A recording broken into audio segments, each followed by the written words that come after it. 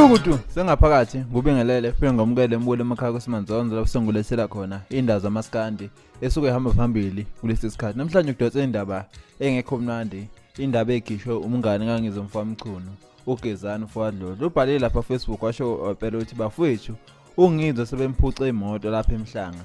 Kodwa ke le moto oshotisa ukuthi akuyona eyaNgizwe kodwa eyamfana wakubuka Ngizwe. Kushiwo ngempela ukuthi umuntu ozokwazi ukuthi ahlaba ulawule akhombisa umkhondo wale moto ukhona umehla ubone ka15,000. But bakithi ke le moto le number plate yakhona uNJ 69918 iPolo Vivi limhlophe. Ngempela ke uphucwe khona le emhlanga eThekwini. Uma ukuthi uyayibona ngempela le moto le uhlaba ulawule ukwazi ukuthi waziswa amaphoyisa noma waziswa bona uKhuzani noma umonde number yakhe ungizwe mfamchunu ukwazi ukuthi umazisi njengoba kusho ngempela ukuthi akuyona imoto yalo ichunu kodwa imoto kamfowabo.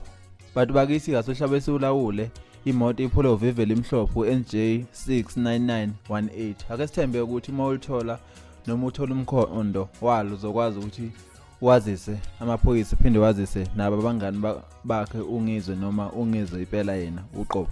Till next time, siyabonga.